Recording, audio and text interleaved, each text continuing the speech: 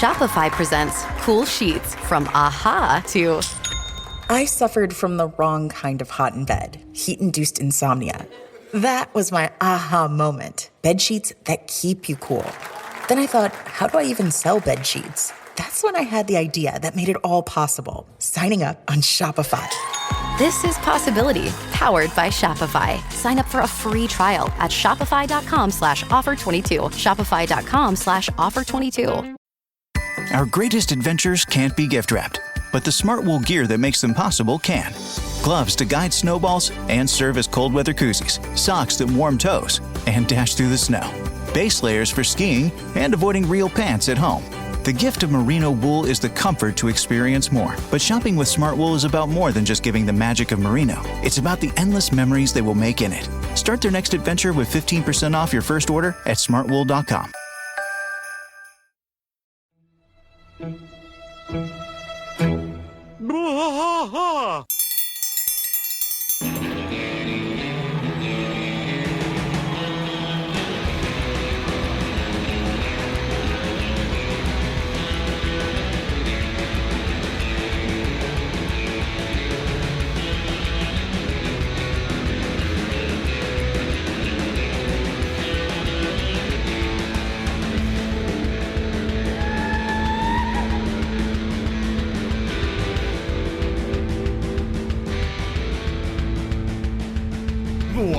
Fight all through the night, deep in the heart of Texas.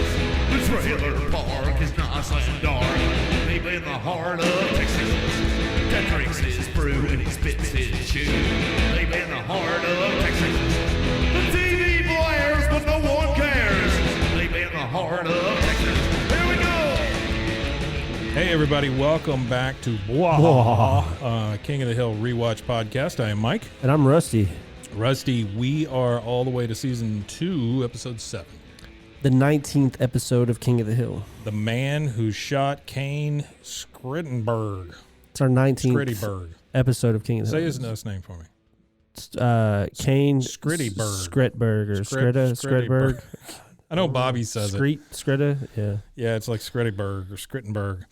So this is a different one. It starts before the credits. Yeah, actually, before we dive into this, I wanted to go ahead and knock out some stuff on this real quick. By the way, like you said, first episode in the brand new studio. Yep, brand new studio.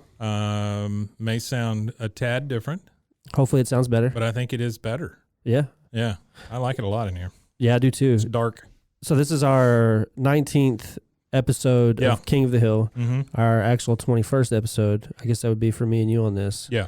So that's great. So I wanted to touch on the writer real quick. So the writer, this was actually written by Dale Gribble's voice actor, Johnny Hardwick, and directed by the same guy who did the Willie Nelson episode, Monte Young.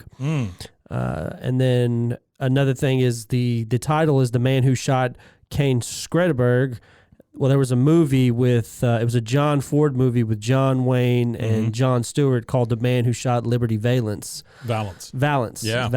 So that's where they get that title from. Yeah. And a very famous old Western. Kane Skretteburg is actually Trey Cool, so it's another celebrity Trey Cool from the band Green Day. So that's another celebrity appearance. But the one I wanted to really talk about is we meet a guy right at the beginning of this show, and it's a guy called Pops. Well, Pops, I wanted to kind of talk about the voice actor for Pops because he is a prolific voice actor, and I feel like he deserves he deserves his props. So it's a guy. Props for Pops. Yeah, it's a guy. Props for Pops. So it's a guy by the name of Jim Cummings. Okay. And he's done a lot of voice acting, stuff we've all heard for sure. So he's the current voice of Winnie the Pooh and Tigger. Oh. Winnie the Pooh and Tigger. And Tigger. Wow. But he's also known for doing Pete from the Mickey Mouse franchise. Yeah. Tantor the elephant from Tarzan, Mr. Stork in Dumbo. He did Kaa, Colonel Hathi, and King Louie in the Jungle Book. He did the snake, the elephant, and like the original Jungle Book? The original Jungle Book. He was born in 1952. Oh, man. He also did Dick Dastardly.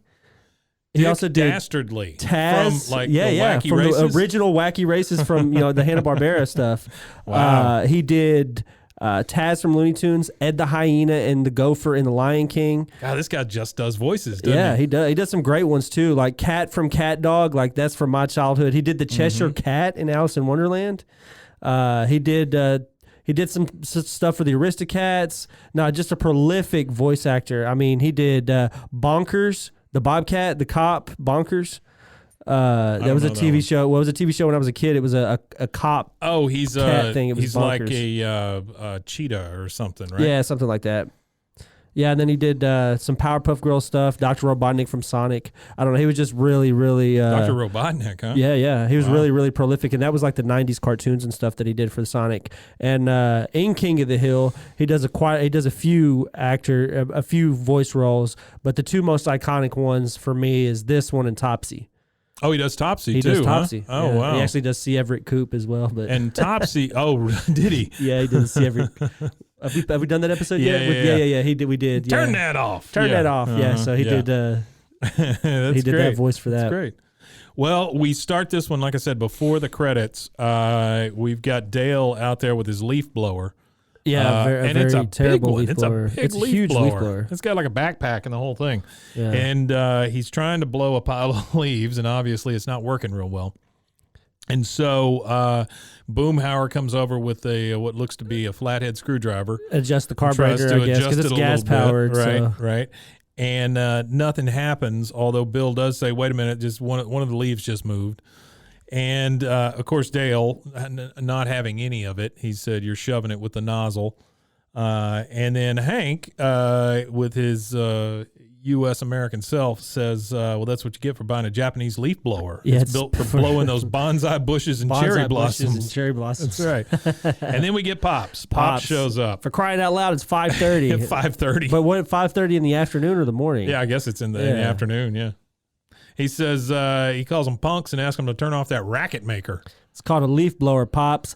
And the thing I like about So this funny, episode the Hank. most You're is an Hank, it's say a that stuff. generational battle between like the middle-aged guy and the senior citizen and then the middle-aged guy and the teenagers. So it's like this weird generational battle that goes on through the whole show. Yeah, he tells him it's a newfangled, it runs on a newfangled device called the gasoline engine. Yeah. And they all just laugh it up. What's the hell's wrong with using a rake, you lazy punks?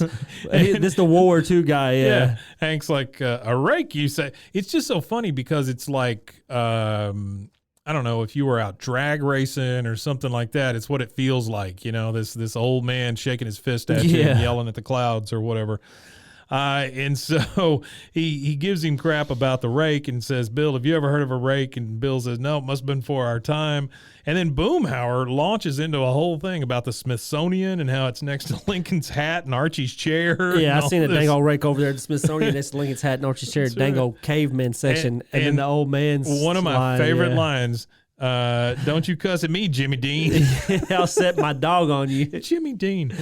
Yeah, it killed me. Now that was that's one of my favorite lines of this episode. So Pop goes ambling off, and Hank's like, see ya, Pops, and Dale's, keep watching Touched by an Angel, and then we go right into the credits. Yep. Credits, we got no bell, no yell. No bell, no yell. We just got our regular old credits. And then what is weird to me is the way this thing starts is by Bobby coming out looking like a vampire.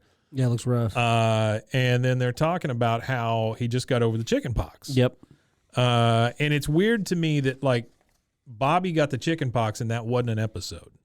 Yeah, that should have been an episode. It seems like a whole extra It seems episode. like a wasted episode. It does. I like this particular episode though because it does kind of like do some crazy stuff with the animation and stuff. Mm-hmm. There's especially when you get into the paintball shooting. Yeah. And so he's talking about how Bobby got chickenpox at 12 years old, and he envies him because the doctor said that it could cause sterility in weaker children. Yeah. Like Bobby's big and strong.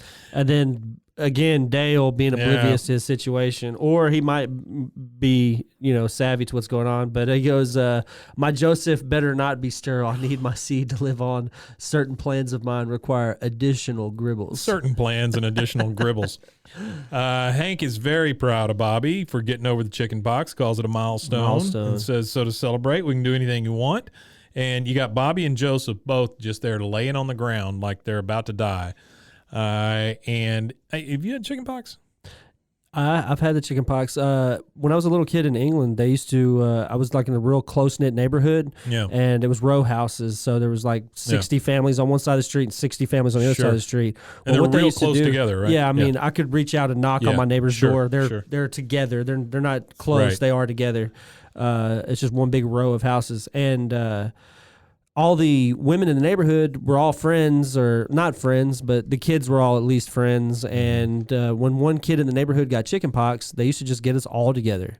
Oh, so there would be like 15 kids having a little party with ice cream and cake and having a good time, and everybody just gets it all at one time. Gets everybody sick at one time. But it's common. That used to be a common thing. Well, I mean, you can kind of understand it instead of it just circulating and circulating and circulating. Yeah, that's what it was. It was an attempt to knock it all out at once. So today you'd be taken away from your parents. Because it would go up and down the neighborhood is all it would do. Sure. Is because everybody played together. Well, and you can get really it again. It's not like, once it passes, you can't get it again. Yeah, and that's what it was. It was just like an effort to get everybody sick at once, so everybody would get it done and over with. Yeah. Which is understandable. Bobby, chickenpox sucks. Very weakly says, "How about we go to the Family Fun Center?" Yeah, I like how they're talking here. They're both just like Joseph, war smooth like out. he's about to pass out. Yeah. Yay, the Family Fun Center. They have go-karts, skee ball, and mini golf. And then so Bobby's weak. line, this is one of my favorite lines, where he says, "I like their blood pressure machine." Like, what the hell? So he's asking Hank if they can go. Yeah. And Hank, before he can agree to it, he starts hearing some loud rock music coming from down the street. Yep. And so he says it's not rock, it's only 3 chords. It's but okay God if you only know 3. Yeah, but put them in the right order. Put them in the right order. That's right. And so Dale talks about how it's been giving Nancy headaches all week, and then yesterday her back broke out in scratch marks. Yeah, this episode kind of like which is nuts. Was a little crazy. We'll get to the part where I think is the weirdest thing for this episode. And so Hank, being the guy who runs the neighborhood, basically, he says, "I'm going to go over there and straighten them out." I wonder if that music is what killed this as grass. They're walking up, they see grass. the dead grass. Yeah. And he says, "Fellas, can I have your attention?" And Bobby is overtaken because he's like, "Wow, Kane Skretteburg, you're the 12th grader who put 'don't' on all the stop signs." And he just said quietly, "Peace." And then you hear Bobby go, "Wow." Wow. He's always infatuated with the weirdest stuff. And so Hank is like, "Hey, fellas, my name's Hank Hill. I'm the block captain.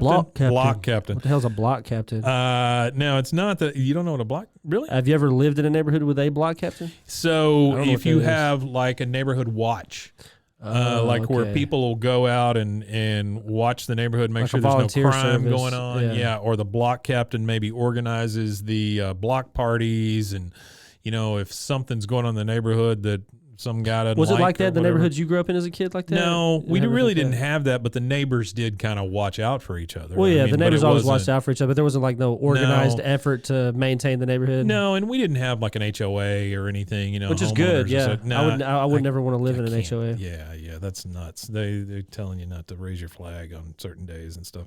So he tells them he's the block captain. And he says, "No, it's not that I don't like music." And then, of course, the kid in the back is recording that on his keyboard, and he starts pressing the button. It's not that I don't like music. Not that I don't like music. And Hank is like, "Okay, just cut that out. This is serious." And then he looks over and he's like, "My Lord, you've got 5 plugs and 1 outlet here." And the funny thing is that when you look at these plugs in this outlet, they're all frayed. Like they're frayed. Wire they're wired together. Yeah, they're all wire nutted together and everything. Yeah. And I don't know. It looks like a catastrophe waiting to happen. He asks him if his father knows what he's doing there, and of course Kane comes back with, "My dad's dead." Hank's like, "I'm sorry, I didn't know. My condolences. Does your mother know that you're doing this?" And he goes, "My mom's in prison for killing my dad." And then he gets pissed. He's like, "All right, you're joking." He goes, "Well, I've got a sense of humor. I laugh at Tony Danza." And then they get that on the keyboard. "I laugh at Tony Danza. I laugh at Tony Danza." Yeah. And then he's like, "Well, but of course, if you're not joking, I feel bad and I apologize." So anyway, Hank gets... this is one of my favorite parts right here where he gets pissed off and he goes, "All right, that's it." He goes, "I'm going to count to 3. 1, 2, 3. And then the band breaks into the music. Right. Yeah. Hank's like, "I'm not horsing around. Lucky for you, don't have time for this right now." And he's screaming over the music. And he's like, "Come on, Bobby, let's go to the fun center." And then you hear the band, "Fun center, fun center, blah, blah, blah." And they're just playing. Bobby wants to know, well, as they're coming up to the fun center, Bobby's singing the song, Fun Center, Fun Center. Yeah. And Bobby and Joseph are there, and he wants to play paintball, right? They both want to play paintball, and they're like, hey, Dad, please, can we play paintball? And Hank looks at it, and he goes, now, hold on a minute. Let's see. They give you kids guns, and they let you shoot at each other? Yeah, okay. That's great.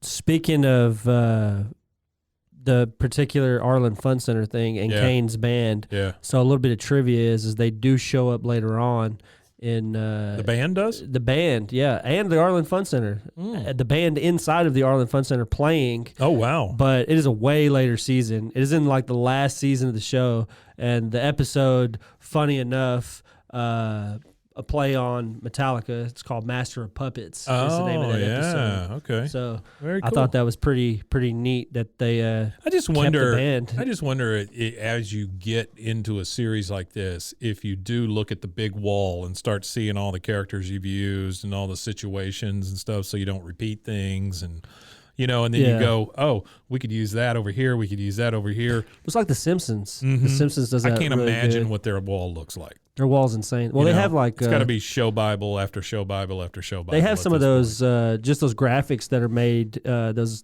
fan art graphics where they combine all of them and make them like a background for like a computer or something. Yeah. And you look at it and you're like, man, there's like hundreds of characters here that they've created. Yeah, absolutely. So my favorite Simpsons character, Simpsons character is Bleeding Gums Murphy. Really? The saxophonist? The episodes with what's her name? Lisa and him. Yeah. Those are some of my favorite episodes. Where after he dies and the whole thing. And he's in the sky and he's always talking about her, telling her to follow her dreams and play, be a musician and play saxophone and stuff. So the kids are out playing paintball, and Hank is like, okay, great. They'll be out there for an hour or two. We can get some nice, relaxed, and they're at the driving range. Yeah. And then Dale's like, ball guy. And so they just start chucking balls at this poor chucking guy. About the guy out there with the poor guy. He's got on like this huge padded vest and a helmet. He's got a helmet on and the whole thing, and they're just pegging him in the head. Pegging this guy with balls. He's a target, not a ball guy. It's really terrible. And then Joseph comes running up, and so does Bobby. And Joseph's yelling at Dale. Some older guys cornered us in a hole, and they kept firing and firing. They're just covered in paint. And Bobby's like, they made us eat leaves. Yeah. And so, of course, Hank is pretty pissed off. He's like, what? Who did this to you? And Bobby's like, well, it's Kane Skretteburg. And so Hank is off to take care of this situation. And of course, he walks up, and then they're kind of sitting in front of like a concession stand or something like that. But it's Luann is leaned up against him. And Luann has got to be like a moth to this flame. Yeah, and it's kind of funny. She loves Bad Boys. She loves all this stuff. Yeah, it's kind of funny that she's comes up to kind of, I don't know if she's flirting with him or she's being real naive, which I think she's just being naive because later on when she's hanging out with Buckley, she says, he told me to bring a friend for the drummer. For the drummer. Yeah, so I feel like she doesn't have any bad intentions. It was just a dude with a band.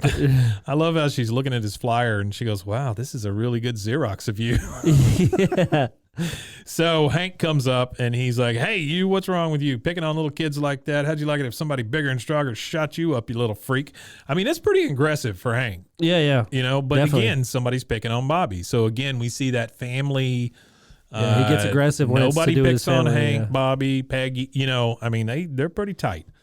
And so one of the band members is like, Kane Skretteburg's never been shot. Damn right. The first guy to do it's not going to be some fat old desk jockey, is what Kane says to him. Oh, yeah. And then when Hank responds, this is really funny. And I know a lot of people that are like this. Oh, sure. They couldn't, do anything to save their life anymore, even though they were, some kind of really good athlete in high school. Right. But he says right here, I'm a finely tuned ex-high school athlete. I spent 4 years holding you guys like you upside down over toilets. And then that kid's line after that where he goes, I don't care how many guys you held in the men's room. You still can't beat us.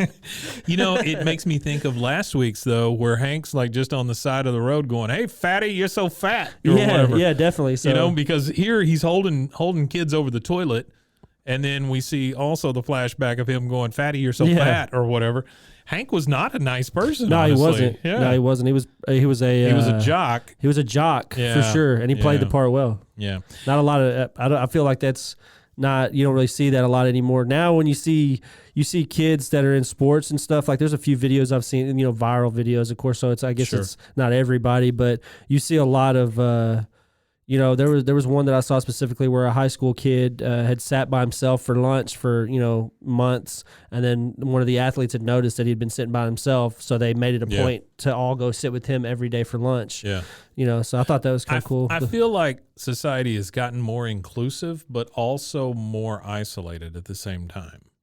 And the isolation, I think, comes from social media and things like that. Being in your own echo chamber. Yeah. I think that's absolutely right. So Hank turns to Bill and the boys and says, what do you say? You want to teach some punks a little respect? And they're like, Bill, very little. No, that was Dale. Dale said very little. Yeah. He said very little. So they are off to the paintball field, and the guy there is telling them, this is capture the flag. Basically, you bring back over here. When you get hit, you're dead. Hank is giving his guys a pep talk. All right, man, let's paint some ass. And so they're out looking for the guys, and he says, okay, I think we're closing in on them. They're out hunting through the bushes. Yeah, this part's funny because he tells them it's only talk if you have something important to say. Yeah. And then they're walking through the forest or whatever, these little wooded area, and then it cuts again. And then you see Bill and all of them hunkered down, and Bill goes, I got some important news in the mail this morning. Did you know that thanks to Colonial Valley, I can purchase term life insurance for only pennies a month? Boy, I'm glad I opened that immediately. And then I don't remember what Dale goes, you going to do it, Bill? He goes, I can't afford not to.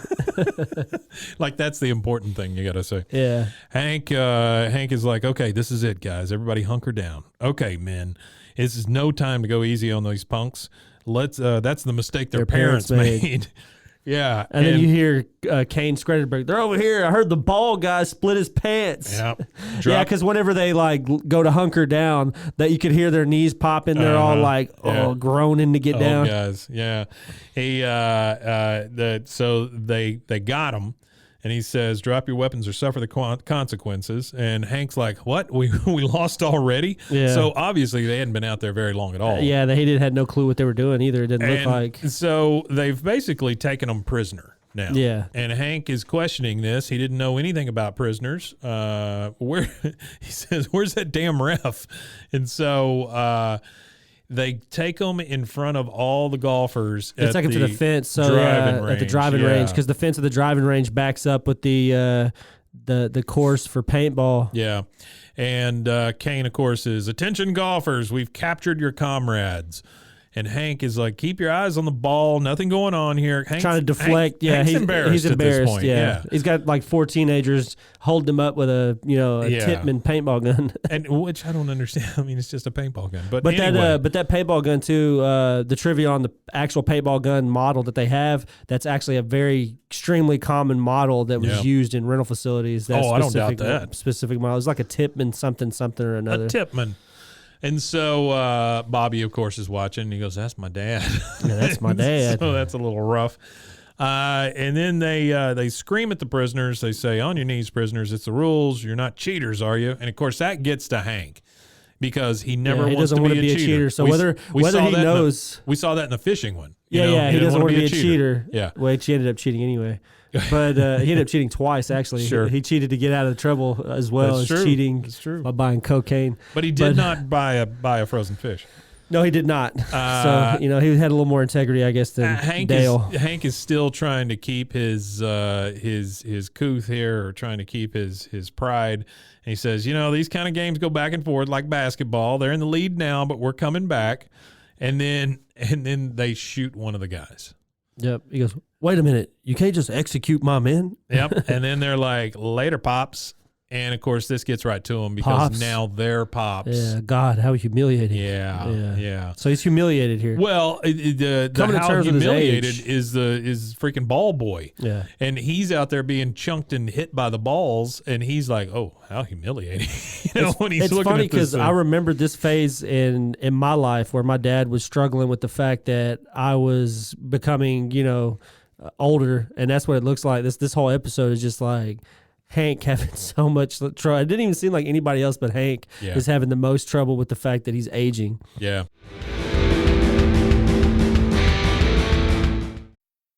Our greatest adventures can't be gift wrapped, but the smart wool gear that makes them possible can.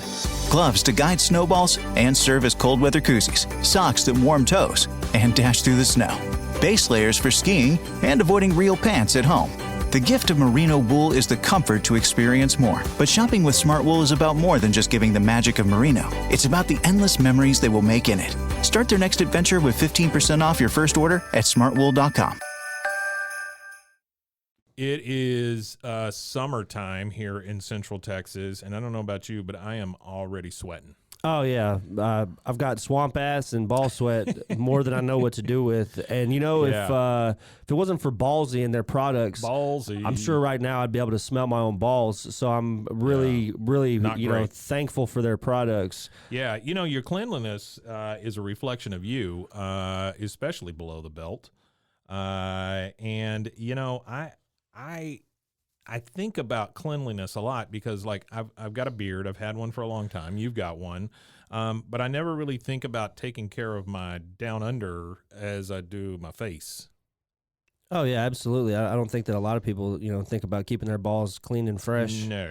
I think that's an endemic in males is keeping our groin area clean. Yeah, because, I mean, it's no secret that balls are prone to odor, sweat, irritation. So you need something like Ballsy. Yeah, so guys, you need to upgrade your balls game with Ballsy. Yep. They've got quality, long-lasting products formulated to keep you fresh, comfortable, and confident. And for me, I tried out the Ballsy trimmer, the beard trimmer part of it. I shaved my mustache with it. That's the cool thing. It comes with both heads. It comes with both heads. So it's not like you have to use the same head on your face as you do your intimate regions. Yeah, your intimate regions. Yeah. So they got your sack covered with a ball wash, sack spray, and more. And I'll attest to the ball wash. My balls have never smelled cleaner and felt fresher ever in the entirety of my life. So yeah, I took a small sample of friends and family, and they said my balls smelled wonderful. Well, that's good. Yeah, that's good. My dog it told was me uncomfortable after that. Yeah, I'm sure it was. Yeah. So, when you go to Ballsy, you can get different things like you can take a quiz to see where to start. They have a sack pack. The sack pack has all of it. It's the trifecta. It is the ultimate trifecta of products specially formulated to take care of your most prized possessions, which should be your balls. And the big thing is it is made right here in the U.S. of A. In the U.S. of A. That's right. And it always will be.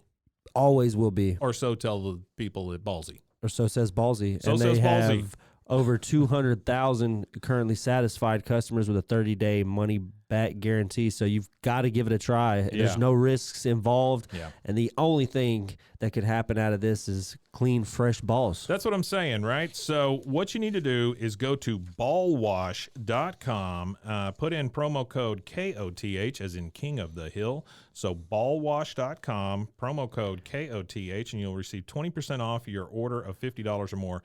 That's 20% off when you go to ballwash.com and put in promo code KOTH. So says Ballsy. Balls.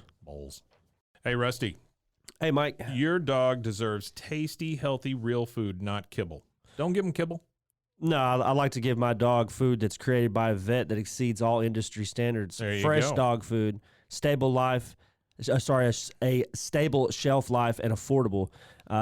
This food here, Sundays for Dogs, Mike, it's Sundays for Dogs. It's 40% less expensive than leading fresh brands. Yeah, and it's like you say, it's created by a vet. It's shelf stable, which I don't get those dog foods that are in the freezer and refrigerator and stuff. That just seems like a lot. I've got a friend of mine who makes his own cat food, which is weird. But it's especially weird when you could get it from Sundays for Dogs. That's what I'm saying, right? I mean, he's got cats, so he's weird anyway. But he could feed it Sundays for Dogs. Feed his cats to Sundays for Dogs? It's created by a vet. It's fresh dog food. It's customized for dog size, breed, and activity level. So all he has to do is take a quick quiz and see if it's right for his pup. Yeah, you just go to sundaysfordogs.com. You take the quiz. Best part about all this, let me tell you about some of the benefits first. You're going to get increased excitement from your dog about eating, which my dogs are not super excited about eating because I buy them junk, but not anymore. You'll get better stool, which, if your dogs stay outside all day, that's a big deal. You'll get more energy out of your dogs, improved weight, softer coat, just a better life for your dogs if you feed them this my stuff. dog loves it. It's real easy for her to eat. She's an older dog, but it's really easy for her to eat. And she's 104. She's 104, yes. Right. And the fact not that in it's dog years, not in dog years, in human years. Yeah, she's extremely, extremely old, and I think it's due to eating Sundays for dogs. Sure. Which the quality ingredients are really good for her health. The crap they put in, a lot of the store brand stuff is just junk for them. Yeah. And a lot of filler and stuff like that. It's like feeding your kid Doritos all day. Yeah, that's what it is. It's like a bag of Doritos. That kid's going to stop up at some point. And Sundays for dogs is like a bag of carrots with... It is. It's like carrots and real meat and things just like good that. Stuff. Yeah. If you go to sundaysfordogs.com and take that quiz and figure out the right plan for your pup, the best part about that is you can get 35% off your first order if you use the code KOTH, as in King of the Hill, KOTH, and you'll get 35% off your order. Wow, 35%. That's a big deal. That most of these things you hear is 10%, but for this one, you go to sundaysfordogs.com, enter KOTH as the code, and get 35% off. Yeah, that's great. Woof. Watch us fight all through the night, deep in the heart of Texas. And so this is obviously a commercial break, and we'll be right back after this. So we're back, and now we've got Hank in bed, and he is very, very upset about what's been happening here. Yep. He is tossing and turning. Peggy doesn't seem to be tossing and turning, but Hank is, and he is seeing some real visions here. I think this is where you were talking about the animation stuff. He's seeing it seems like visions of Nam or something.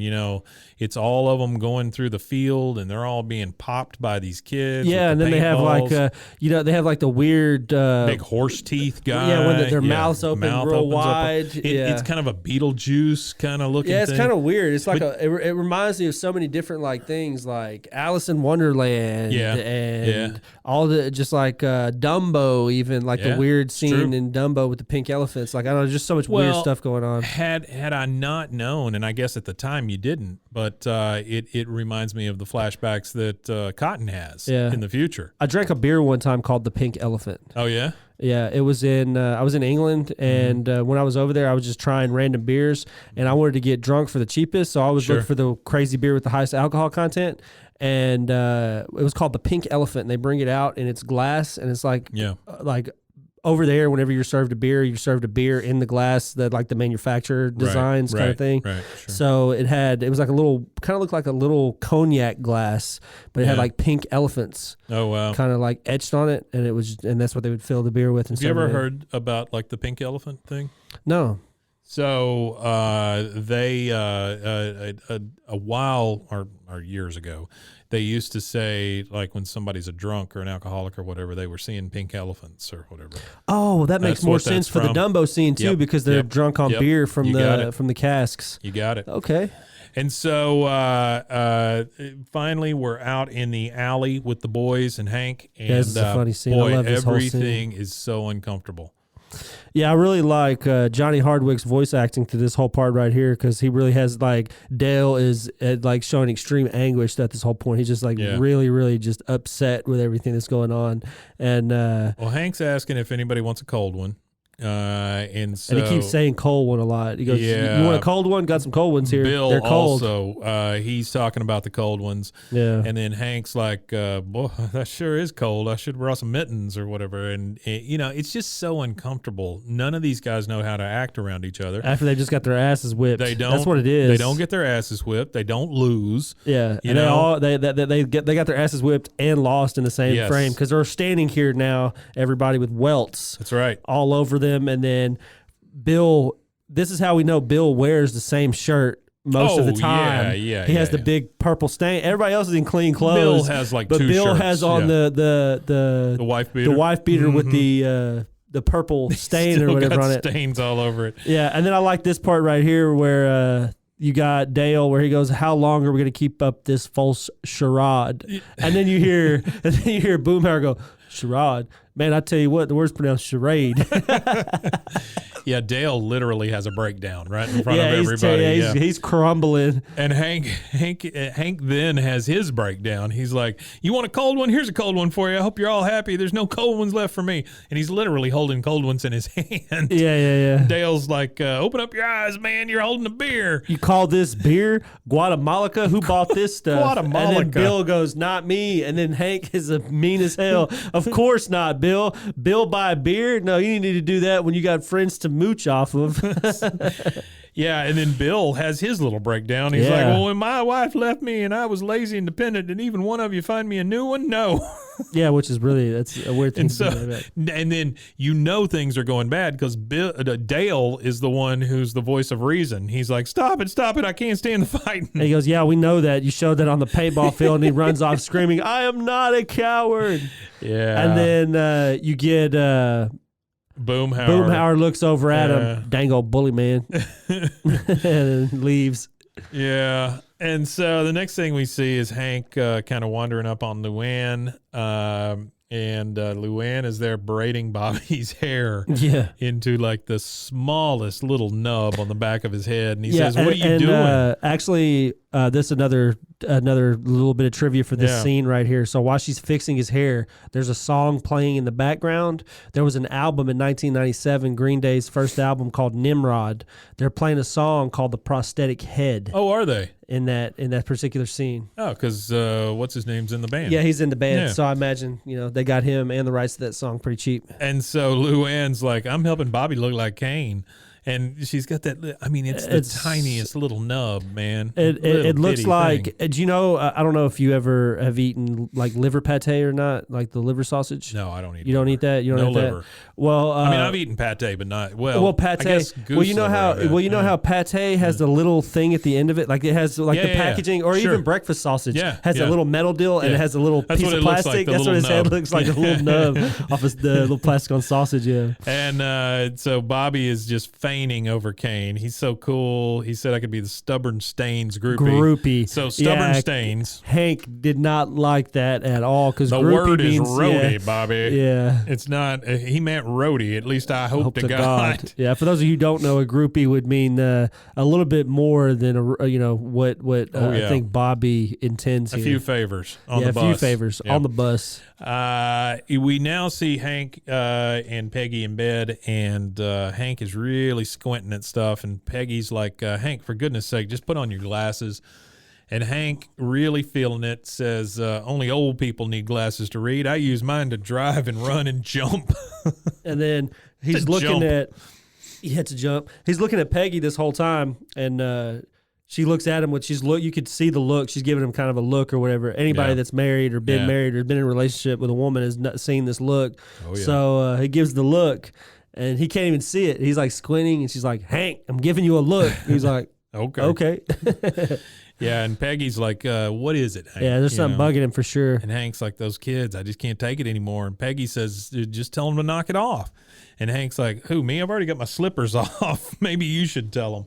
Yeah, and then this is where you see Peggy doing what Peggy does best. She boosts Hank up, and she starts yelling at him, "Have you forgotten who you are? You are Hank freaking Hill, the man who won the Texas Propane Association Blue Flame of Valor Award, the man who drove raccoon after raccoon out of our attic armed only with a broom handle and a pillowcase, the man whose sperm struggled through that tiny urethra God cursed you with to create our wonderful son.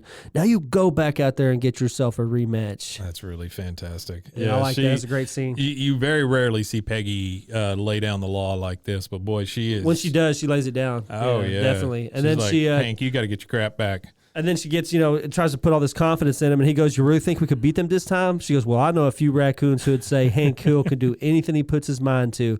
Okay, so this particular scene... Yeah. I don't know why it doesn't have it here. It doesn't have it where it says, oh, yeah, he does. He says right there, anything. It gives her the eye. It gives her the eye, insinuating the, sex or whatever, which is really weird. Weird. And then the even weirder thing is in the next scene, you could hear their bed squeaking. Which is really odd. And that's when when Bobby's like, "Dad, the raccoons are back." That was the weirdest thing for like from all the other episodes to this one. It's super that is weird. The weirdest part of that. Remember, the show was written by, this episode was written by Johnny Hardwick. Oh yeah. So it's a little off. it's comedy. I mean, that's what it is. Nice. They used, Great and there's job. so many sitcoms that have used that particular deal that he's sure. doing right Yeah. there for a cut scene to cut to the next scene of the show. They'll start off, definitely. they'll be in bed, and then boom, Yeah. the next day kind of thing. See a train go through a tunnel. Yeah, well, Fireworks go yeah, off, something like something, that. yeah. Yeah, what's weird to me is that Hank has kind of been emasculated, and then Once he restored his confidence. and then he asked for sex. Confidence basically. restorified. Yeah. That's another favorite show of mine is Squidbillies. Oh yeah. They got a lot of, that's one of the things he says on there is confidence restorified. So now Hank has presented it to the boys. He wants to do a rematch, and Dale's like, rematch? I thought we'd never discuss the horrors that we saw in the killing fields of the Fun Center. Yeah, the killing fields of the Fun Center. And so Hank is like, it's time. This is not over. We're not losers. We're not quitters. He's talking his boys back into it, And Bill is like, those paintballs really hurt, don't they? I mean, I'm just saying what everybody thinks, right? And here goes Hank. He's launching into the confidence that Peggy just gave him. He's like, the way I see it, we're at a critical moment here. Is this when we start turning into weird old guys of the block who can't open up the doors without finding a flaming fudge bag on the map, or do we fight back? And so the boys are in. They've gotten their pep talk from their block captain, from their blocker from the football team. Mm-hmm. I mean, they got it. Right? They're ready. Or from the running back, I guess, from the football team. Whatever he was. They are ready. Their I guess captain, him and Bill were running backs? Bill was the bulldozer, so he was a blocker. Oh, okay. Yeah, and Hank was, I believe, the running back, right? No, I think wide they were receiver? both. I think they were both running backs. I don't know. Or I don't know. I know for sure. We'll find out soon. I know for sure Bill is a running back because he's the bulldozer. This is time for our fact checker to check in. Yeah, there you go. Yeah. So, the boys are in now. They are ready to go. I think we should fight. We should fight back hard. And then Hank, he marches up to the boys in the band. He's like, rematch tomorrow, noon. If you got any guts, you'll be there. And then they tell him, sorry, Pops, my car broke down. And, of course, Hank and Bill and them being who they are, they immediately fix the kids' cars. And they fixed the kid's car. Yeah, he fixes the kid's car. They get out there, crank it up, and then they he broke looks, now. Then he looks at him and he's like, rematch tomorrow noon. If you got any guts, you'll be there. It's really weird in this scene, too, because the one thing I noticed, I don't know if it's an animation error or something like that, but Hank's eyes look really, really wonky in that scene. They look really, really weird. I didn't notice that, yeah. Maybe he's just pissed. Yeah, you have to go back and check it out. His he's eyes pretty look pissed really off at this point. Really weird. He's ready to go. Because this doesn't happen to them. No, it doesn't. It does not ever happen to them, you're right. And so they go out there to get their rematch. The problem is they come back immediately. You don't see the rematch. They just come back and they're getting out of the car and they're all covered in paint. And Hank's like, well, at least this time one of us got a shot off. Yeah. Oh, the funny thing here, too, I thought was weird that when they're all like, they pull up and then they all get out of the car or whatever after they got their asses whipped. And what's his name takes off all his clothes. Yeah, Boomhauer. Boomhauer strips down into his his leopard print underwear and then walks across the street. Yeah, he. So we see everybody in the alley and Pops. They're all talking. Yeah, they're about, all standing out there together. Yeah, they're just like yep, and then Pops, yes sirree, Yeah, yes sirree. And then Hank's like, well, it's agreed, we're old. And Pop starts telling them about how he got used. They should get used to it. You're in for the downhill ride of your life. And then Bill, like some sort of insurance salesman, again tells them the Colonial Valley, you can get $40,000 of stroke coverage just for signing up. Just for signing up. And then the old man, he's like, that's not chump change. And then Bill's like, and you can never be denied coverage based on what you eat. Which now we know why Bill bought the insurance. Yeah, so he can eat whatever the hell he That's wants, which is kind right. of funny. I don't even think that exists, does it? Is there like when you're signing up for life insurance? No, I don't think they say anything about what you eat. I don't think they say about what you eat. Smoking. I know smoking. Yeah.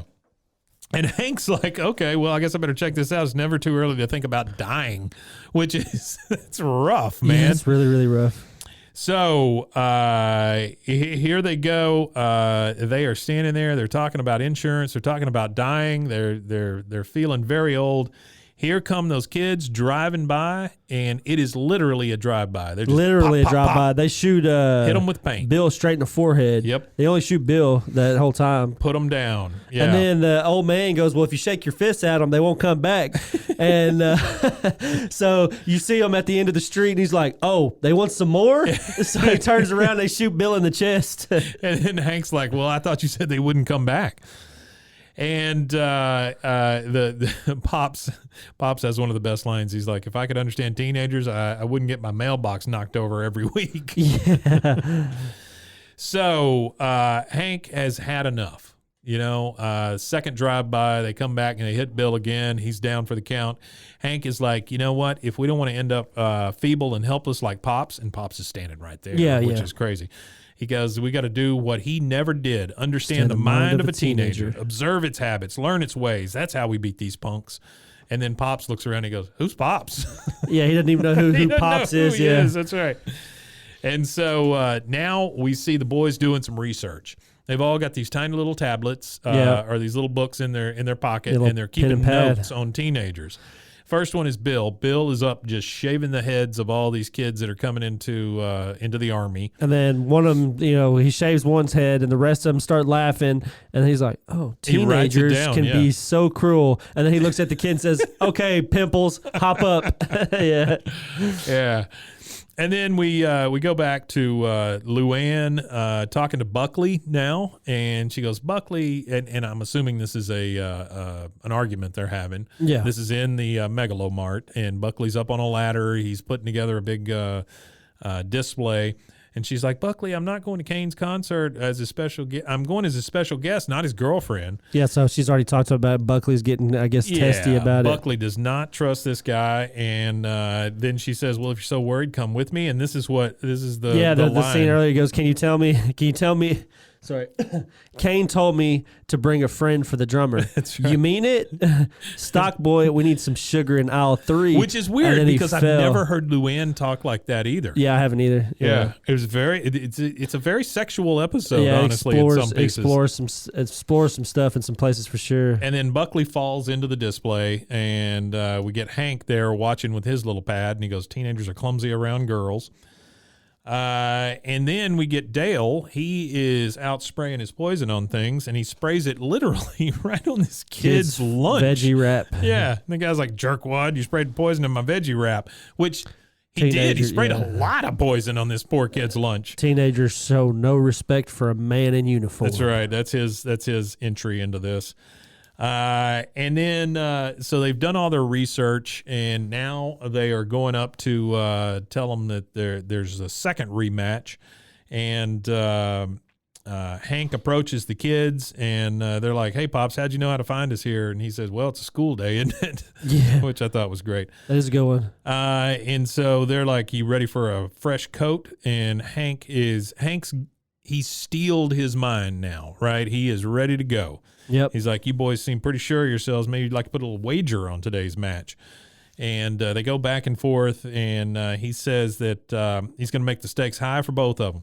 That Kane's going to put up his amplifier. And he'll put up Bill's leaf blower. He's going to put up Bill's leaf blower, which has zero consequences for Hank. Zero. So they agree to it. Yep, you got a deal. Yep. And they're out doing their second rematch. They're out in the woods like they were before, and Bill's like wandering around. He's like, "Guys, where are you? I twisted my ankle." Time out, which you everyone. could tell that he's using. That you could tell that they're using Bill as the bait here. So he goes on. He goes, "Don't shoot" or whatever. He screams uncle. Screams uncle. Yeah.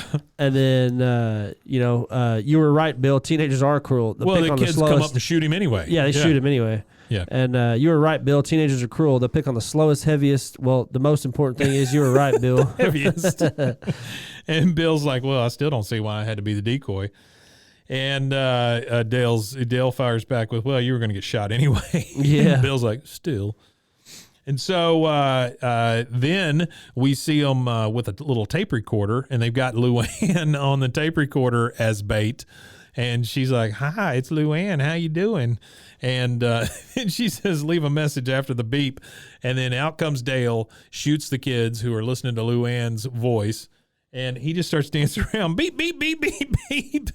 And then he shoots Boomhauer. He shoots Boomhauer on accident. He goes, you got to watch that friendly fire, man. You don't need to doggone frag me like I'm a dang old, I can't help it. They train me too well. That's right. Dale is the most efficient killing machine the world has ever, and then they shoot him.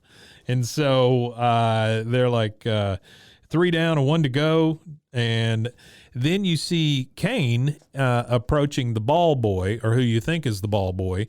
His back is turned, and he said, did you see some pot-bellied old guy with loser glasses come huffing past here? Hank turns around, and he's like, sure, he's traveling up the creek bed to cover his tracks. And young fella, you lose, and then shoots him, and he's got him. They have conquered the teenagers. Yep. And everything is back to the way it should be. Right? Yeah. I mean, it's the old guys won. Hank kind of taunts him with, you're going to enjoy the world of acoustics. Takes his amplifier. Takes the amplifier, and that's it for him. And then we see those kids, and they are trying real hard to play acoustically, and it just sounds like crap. You can't play, I guess they were playing grunge pop, punk, grunge-ish, punkish music. Something like that. Yeah, you definitely need electricity for that. And then they see the garage door goes up, and there's a flaming bag of poop there. The kids have been taken in by their own thing, and Hank says he takes a lot of delight in the fact that the kids are trying to stomp out the fire. Yeah. Pops is there, and he's like, there's duties in there. Right? There's duties in there. Hank's like, there sure is, Pops. There sure is. And that's it, man. We go to credits. And then the stinger is, Dad, after the raccoons are back. That's right. That's right. There we go. Season 2, this is it. Episode 7. It's a really good one. Yeah, it's a really good one. It's a Johnny Hardwick written episode, and those seem to be some of my more favorite episodes and some of the more eclectic episodes, I guess, if you will. It's very different. Because he also wrote 2 other episodes that are kind of eclectic, I think. Hank's Got the Willies and King of the Anthill. Yeah. So he also wrote those 2. Johnny Hardwick did. Okay. Yeah. So. I didn't realize he wrote the one about the ants. Yeah. Those are the 3 that he wrote that we've done so far. There's more that he's written, but that's as far as we've gotten with that, which is really good. Yeah. So he was actually yeah, you could edit all that out. Just go ahead. Yeah, you could edit all that out. It's okay. I don't know what I was going to say. That's all right. This was a great one, man. Good episode. We're moving forward here. Yeah, it's a really good episode. November week. 16th, 1997 was this episode. So we're in the fall of 97 TV with this one. Yeah. We will have season 2, episode 7 next week. Nope, this is episode 7. Oh, I'm sorry. We're already on episode 8. Yeah, we're already on episode 8, Mike. We're moving through season 2. Man, I'm old. I'm lost. I'm lost too. I got to get some of that colonial life. I wonder, some of that colonial life. I wonder how many more episodes we have for this season. Okay, so we're on 8. We'll say we're on 8. Yeah. So we have 9 to 23 left. So there you go, guys. That's how much we got left this season 2. We're not quite halfway. 15 left in this season. Yeah, but it goes quick. It goes quick, and we're getting. We've been shooting through quick these at things, it. I'm really ready for, the Manger Babies episode that's coming up in a few, and then you have a whole episode pertaining to Leanne's saga. That's a really good Manger episode. Babies ends up becoming like an extra character in the entire show. And then one of my favorite 2-part overlap parachute 2 seasons. No, this is not the parachute. This is the propane boom. So this is the Megalomart explosion happens at the end of this season. That's a big one. Which carries us on into the next season with the first episode being the part 2. Weird for an animated show to have a cliffhanger like that, but it is. They did it a few times, and they did it great, and they did a great job with it. And I think that's it's reminiscent when you go and look at The Office has a couple episodes that cliffhangers. Parks and Rec has the cliffhangers. But for animation, it's crazy. Odd. Yeah. Well, it's like a situational comedy. It's like a sitcom, more so than The Simpsons, whereas The Simpsons talked about everything that was going on in the world at that time, pop culture and all that.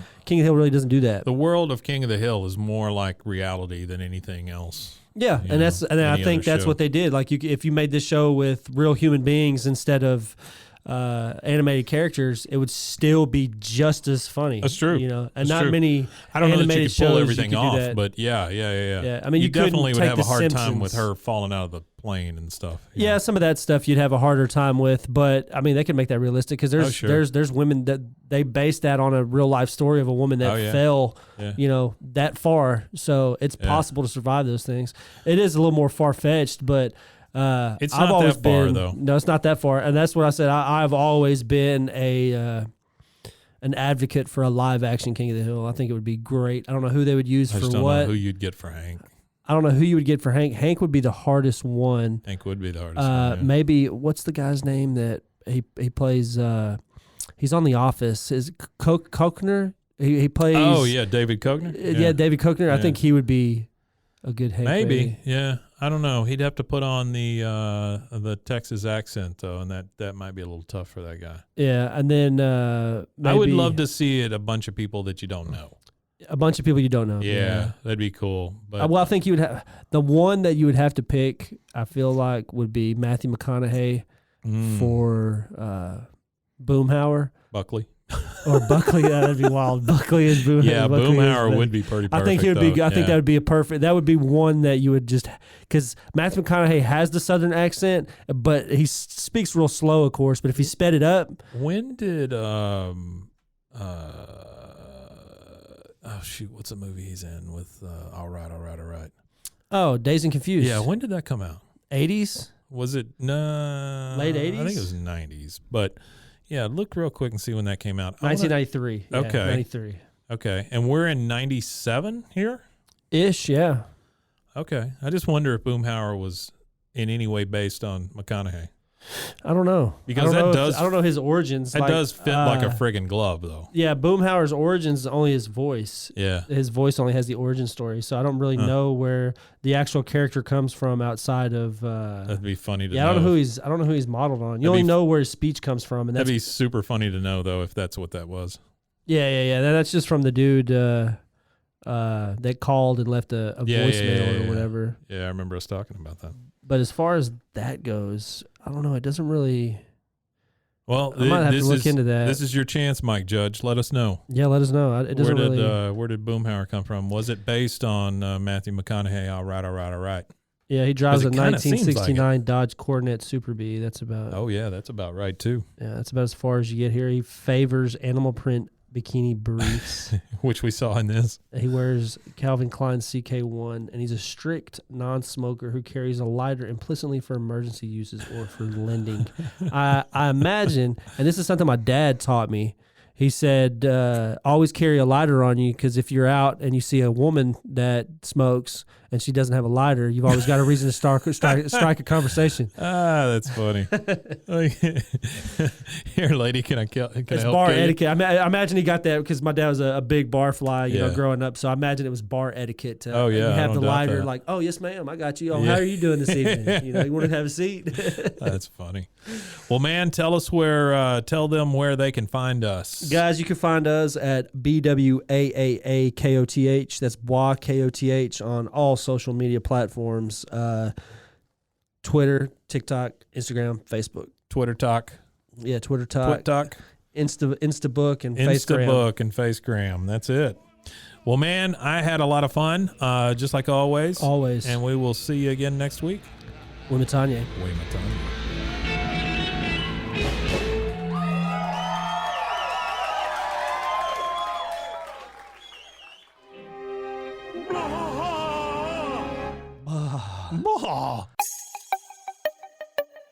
This has been a Rogue Media podcast.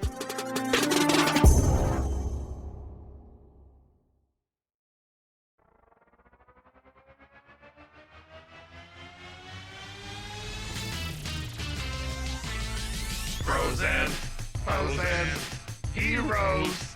Gonna tell you about frozen heroes. Gonna tell you about. Hey, I'm Zach. And I'm Mike. And we have a fantastic new podcast to tell you about.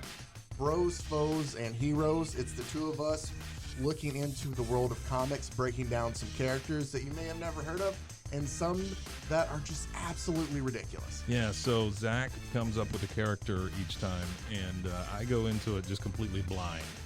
I don't know who this person is or what their abilities are or anything, and basically I guess we kind of go over their origin story and just some of the ridiculous stuff that maybe, especially Golden Age stuff. Oh, Golden Age stuff is always the best, and we will make sure to highlight all of the shenanigans and just absolute weirdness of everything. Yeah, that's right. So subscribe today and follow us on Instagram at Bros Foes Heroes. And if you don't, I know where you live. Not really, but please subscribe. Bros and foes and heroes. Gonna tell you about bros and foes and heroes. Gonna tell you about.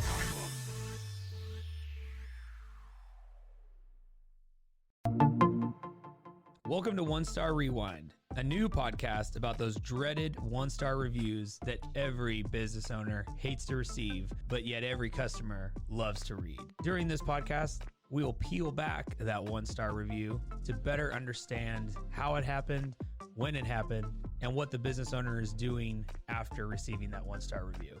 This podcast will be about love, hate, and laughter. On One Star Rewind, we will meet with real business owners who will tell their stories and how they do rely on reviews for their business. Follow us on Facebook, Instagram, or download us at roguemedianetwork.com. Please subscribe, but only rate and review for not a one-star review. Join us each time for a new review and a new story.